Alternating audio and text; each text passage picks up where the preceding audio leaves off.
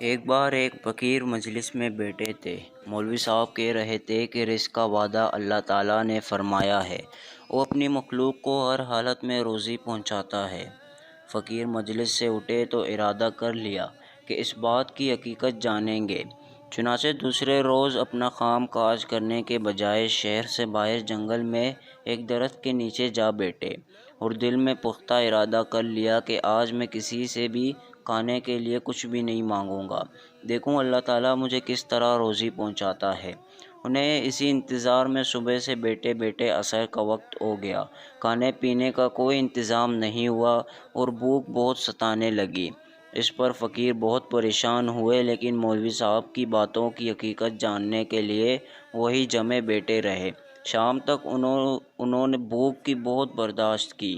ایک بار تو جی چاہا کہ یہ خیال دل سے نکال کر گھر چلے جائیں، مگر دل مضبوط کر کے وہی بیٹھے رہے۔ تھوڑی دیر بعد خیال آیا کہ درخت پر چڑھ کر بیٹھ جائیں کہ اگر اللہ تعالیٰ کی طرف سے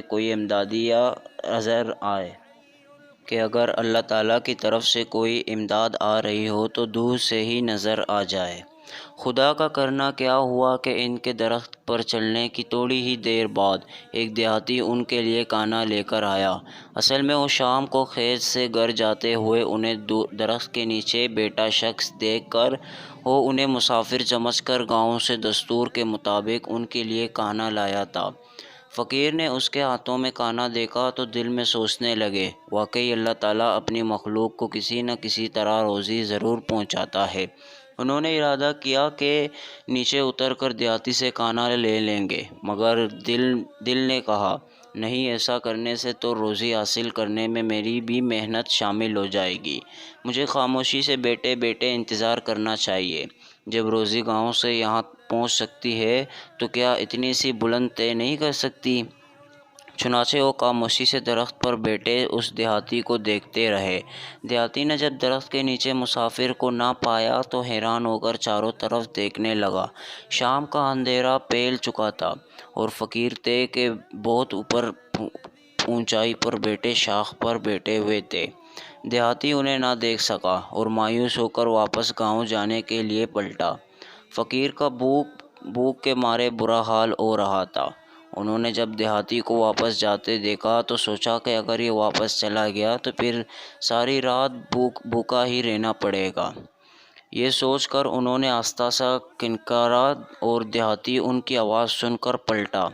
اس نے اوپر دیکھا، سوچا کہ شاید مسافر جنگلی جانوروں سے جان بچانے کے لیے درخت پر چڑھ گیا ہے۔ وہ خود بھی درخت پر چڑھا اور فقیر کو کھانا دیا اور پھر اپنی راہ لی۔ فقیر نے پیٹ بھر کر کھانا کھایا۔ جب جسم میں کچھ طاقت آئی تو سیدھے مولوی صاحب کے پاس گئے اور ان سے کہنے لگے، آپ کی بات سے اس حد تک تو صحیح نکلی کہ اللہ تعالیٰ گاؤں سے جنگل تک روزی پہنچاتا ہے، لیکن درخت کے نیچے سے اوپر تک روزی منگوانے کے لیے انسان کو خود بھی کنکرنا پڑتا ہے، ورنہ رزق واپس چلے جانے کا خطرہ ہے۔ تو پیارے دوستوں، اس بات سے ہمیں یہ جاننے کو ملتا ہے کہ اللہ تعالیٰ کی جو ہے نا خزانے خالی نہیں ہوتے۔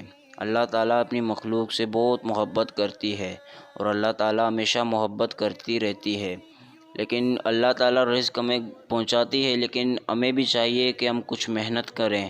یہ نہیں کہ رزق ہمارے گھر تک خود نہیں چل کے آتا، ہمیں بھی تھوڑی محنت کرنی چاہیے، اور محنت کرنے والے لوگ اللہ تعالیٰ کو بہت پسند ہے۔ تو آج کے لیے اتنا ہی۔ امید ہے ویڈیو آپ لوگوں کو اچھی لگی تو لائک ضرور کریے، سبسکرائب۔